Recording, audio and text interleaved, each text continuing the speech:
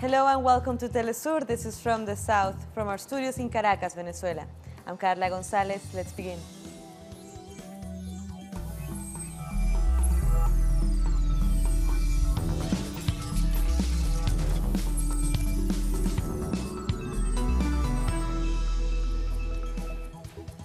Cuban diplomats have rejected the U.S. blockade to Cuba during a tense meeting in the United Nations.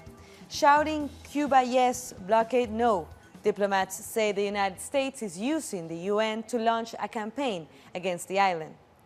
The meeting was held by the UN Economic and Social Council under the demands of the United States. Cuban diplomats consider this to be a violation of the organization's rules and charter. They shouted and banged on their desks in protests. Cuba is proud of its human rights record, which denies any manipulation against it. On the contrary, the United States lacks the moral to give lessons, as much less in this manner. Our correspondent in New York, Karina Cartagena, tells us more about this meeting. There has been a tense meeting in the United Nations as the United States tried to launch a campaign against Cuba. Cuba condemned the U.S.'s attempt to use the UN to launch that campaign. Cuba sees this as a violation of United Nations Charter, a violation of the use of conference rooms, and an act against a member state. At the beginning of the meeting, the U.S. deputies tried to prevent Cuban diplomats from presenting, and UN security personnel tried to remove representatives from the room. The General Secretary of the Organization of American States, Luis Almagro, was present as a United States guest.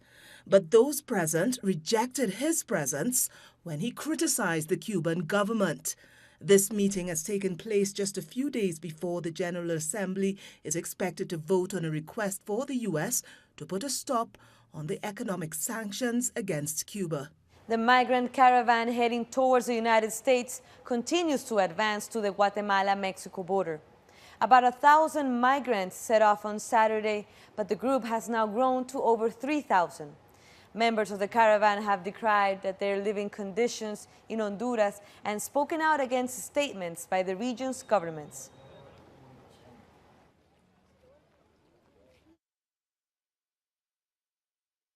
In Honduras, we have a corrupt government.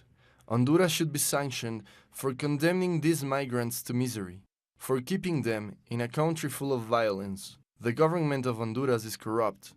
They have murdered people in the streets. It is a criminal government supported by Donald Trump. They have caused this migration. The sanctions are already there. People are already suffering them. And social leader Bartolo Fuentes has been arrested when he was traveling with the migrants' caravan. Following his arrest, Fuentes was expelled from Guatemala. He had strongly criticized U.S. migration policies.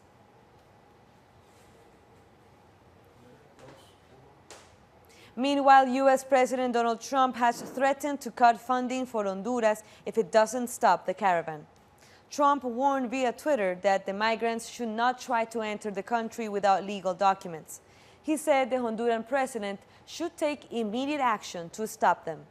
Mexico has also said it won't allow the migrants to enter unless they comply with immigration requirements.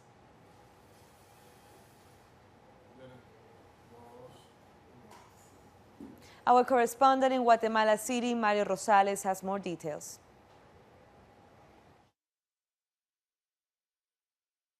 The caravan of Honduran migrants is currently headed to the east of Guatemala. From there, they plan to arrive to the Mexican border with the final goal of entering the U.S. The caravan continues to move forward despite the threats of President Donald Trump towards the Honduran government.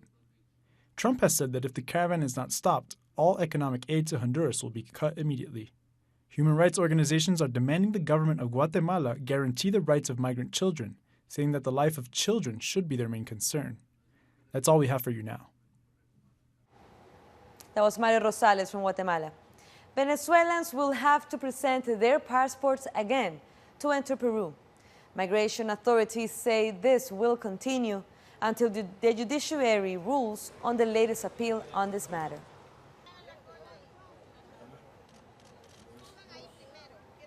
Venezuela has announced that the US dollar will no longer be used as a reference for transactions in the domestic market.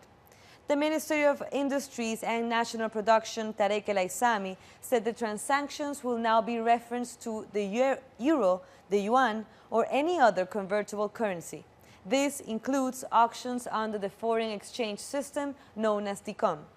The minister also announced that the country is set to open bank accounts in Asia and Europe to carry out currency transactions.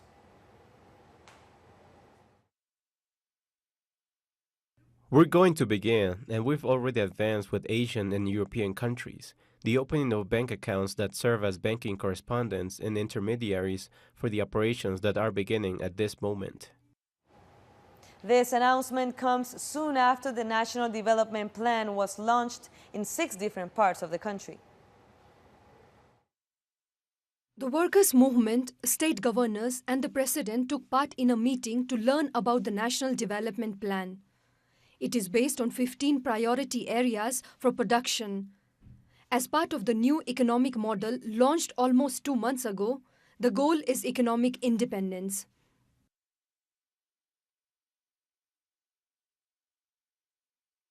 They are using techniques of economic war to twist the arm of the people, and many of them are also involved in political conspiracies.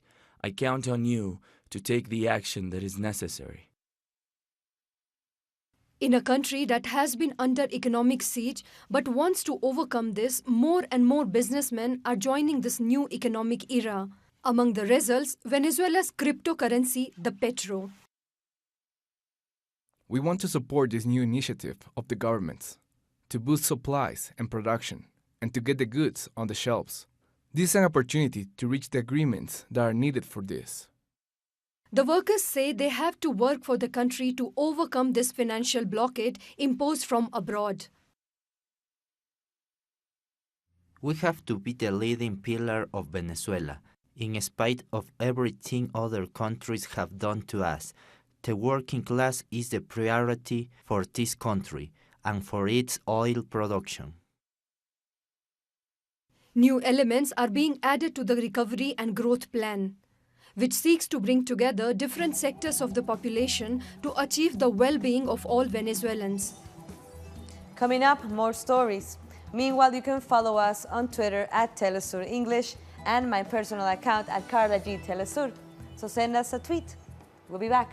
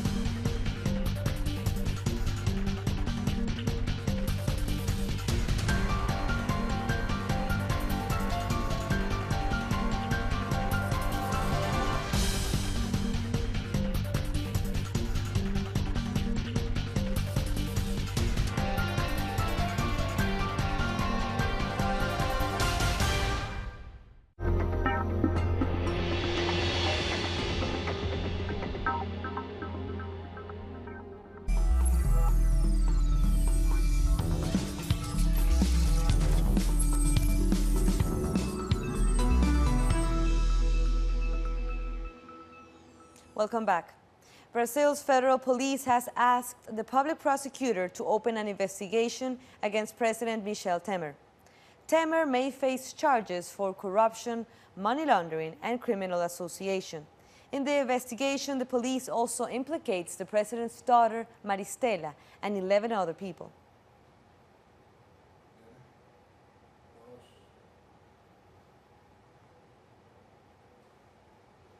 The Senate in Uruguay is currently debating a bill to protect the rights of trans people. Lawmakers have met with human rights and LGBTI activists to promote the project. The bill is aimed at fighting discrimination against the trans community. If passed, the law would provide scholarships and job opportunities to the trans community, among others. This is a historic day. We are hopeful that the majority of lawmakers will vote for this law. The campaign to support this law is aimed at creating awareness that we need to guarantee the rights of the trans community. Even if the Constitution guarantees rights for all, we need this law to protect the trans community. This is an important day because it is the final stage of something we have been fighting for. The National Council of Sexual Diversity, civil society, and several government offices are supporting this bill.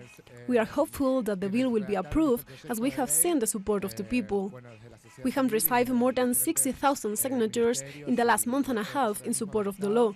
This shows how important this is. Our correspondent in Montevideo, Mateo Grille, has more. The debate for proposed law on transsexual people has started in the Senate. This is the first step to pass the law. Trans people in Uruguay have been historically denied their rights. Reports show they have a life expectancy of 40 years and leave home before reaching 18. They do not have real access to the labor market. The trans community hasn't had law that protects them until now. The bill establishes that 1% of public posts are reserved for trans people. It also establishes scholarships to fight the early drop from education. The law also guarantees their protection once in the labor market and medical benefits that the state has to assure. The law has widely been supported by civil society. More than 60,000 signatures were collected before the law was proposed. If the law is approved in the Senate, it will go to the Chamber of Deputies.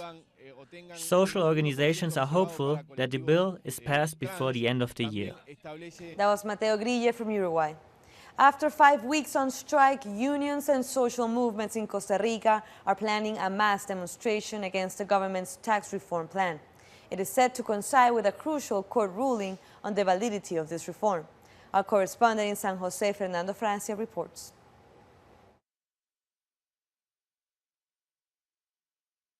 Today could be a landmark day for the government's proposed tax reform. The country's judiciary is set to make a decision on whether the reforms process up to this point is open to legal objection. If the court decides it is, that would basically block the bill. Because it would mean the bill needs 38 votes to pass, which it does not currently have. So after being passed by the Legislative Assembly in their first debate, the whole process could be struck down and a brand new reform bill would need to be drafted. Trade unions and opposition parties remain expectant over today's decision, which should come in the next few hours. And the political scenario in Peru continues its controversies. Now hundreds of supporters of Peru's jailed opposition leader Keiko Fujimori have marched in Lima to demand her release. She has been in jail since last Wednesday, accused of money laundering. Marchers also expressed their support for her convicted father, former President Alberto Fujimori, whose pardon was overturned earlier this month. He was serving 25 years in jail for human rights abuses during the 90s. I'm joining the march like thousands of Peruvians who are coming here today, not just from Lima, but from different parts of the country, to show their support demanding the freedom of Keiko Sofia Fujimori. They took away Alberto Fujimori's pardon because of ill will, for revenge. And that's why we have come here, with heart, with love in our hands to support the Fujimoris. And the Peruvian Congress has closed the case to dismiss the public prosecutor Pedro Chavarri. With 17 votes for and 9 against, Congress has rejected his dismissal. Demonstrators said now the investigations into Keiko Fujimori and others in power could be at risk. A group of young Guatemalans are collecting solid waste to draw attention to the contamination of the Atitlan Lake. These young people from a musical band called Sabor Latino start the day with a mission to clean the dock of the San Pablo area in Sololá. We have focused more in the artistic area, but we see the situation in which the lake is, the diseases, the bacteria, and all the garbage that accumulates in the shore of the lake. We take the initiative to be fully committed to this environmental activity. The famous and tranquil Atitlan Lake is being polluted, and the youth is witness to its ruin. I always take this route to go to school. Then every time I pass here, I'm very sad to see that all of this part is full of garbage. These youngsters say that during their cleaning, they have detected at least 3 types of contamination: black waters, waste from agrochemicals dragged by the rain, and mainly solid waste. We have found that the waste produced by the large companies, the industries, specifically cans, plastic, and disposable bags, they're the major contaminants of our lake. The question these young people always ask is if they will be able to fully clean the Atitlan Lake, which has a surface of more than 130 square kilometers. We are only cleaning the shores of the lake in a symbolic way, so that way we transmit that message. We are also trying to talk with people from other municipalities so that we can join and do something for the lake so that we do not lose it in order to someday be really sorry about it. There are 12 areas in the Sololá province, which are situated on the shores of the Atitlan Lake. The next plan of action for this group of young people will be to demand the municipal council approves a regulation which will stop the use of plastic bags. Mexican dancer Isaac Hernandez has been awarded with the Benoit Prize, considered the Oscar Award of Dance. The Benoit Award is the greatest recognition that a ballet dancer can receive. Despite the many obstacles he faced, Hernandez succeeded to get to the top of the dance scene.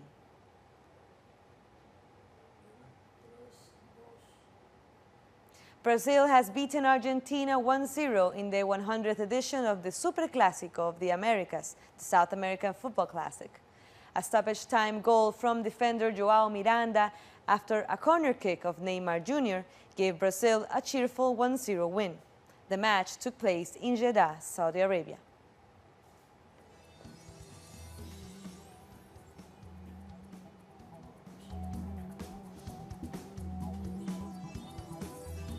We'll take one last short break, but stay with us.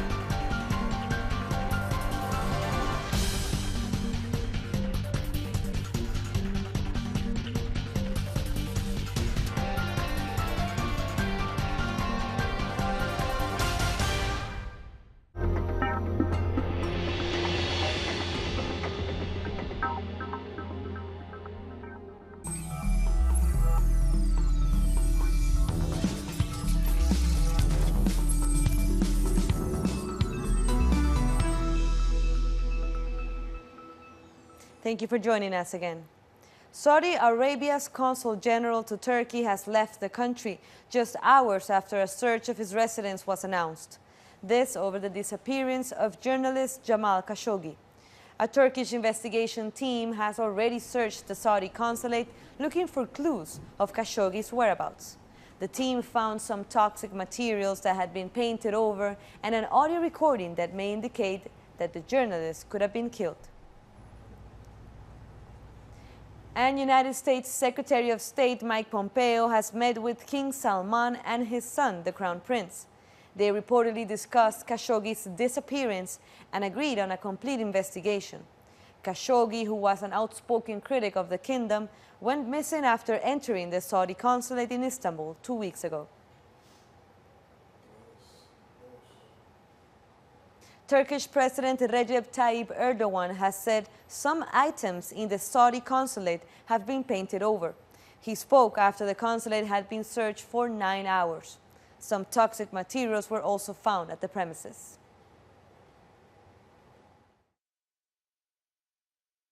Right now, as you are aware, as a result of our intense contacts, this search process in the consulate has started. Yesterday there was an intense procedure underway until morning, and it will continue. My hope is that we can reach conclusions that will give us a reasonable opinion as soon as possible. Because the investigation is looking into many things, such as toxic materials and those materials being removed by painting them over, this will depend on the conclusion that will come out from there. UN Special Rapporteur on Torture Niels Melzer says more evidence is needed before making any assumptions on the case of the missing Saudi journalist. The official also said international organizations should get involved if there is no answer based on credible and objective investigations.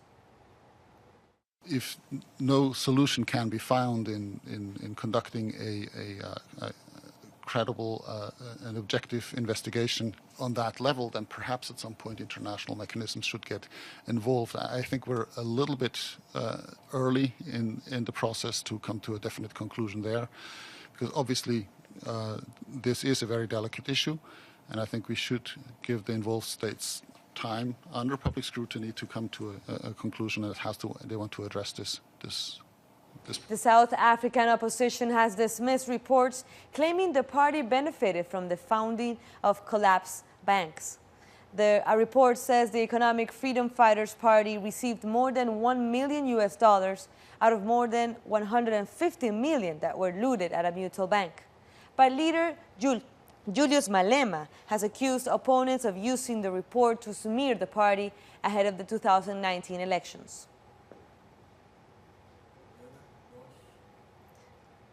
One person has been killed in Guinea on the second day of protests over disputed elections. A relative of the 22-year-old Ibrahima Balde said that he was shot in the chest by security forces in the capital, Conakry. The opposition says the elections in February this year were fraudulent. They've announced more protests on Thursday with the intention of bringing the capital to a standstill.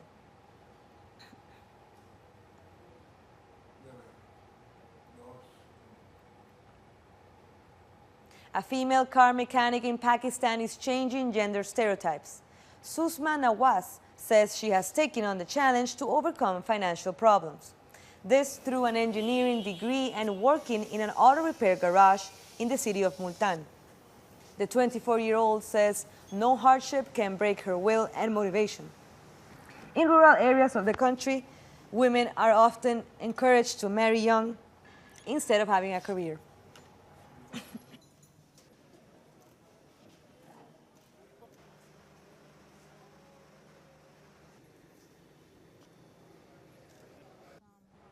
Canada will become the first large industrialized country to decriminalize marijuana this Wednesday. It will no longer be illegal for adults to purchase, possess, or grow cannabis for recreational use. And a whole new industry is being set up in a record time. Producers are also seeking to buy greenhouses to grow the cannabis plant. The government is now responsible for licensing commercial cannabis growers. And with that, we come to the end of this news brief, but there's so many other stories. You can find them on our website at telesurtv.net/English.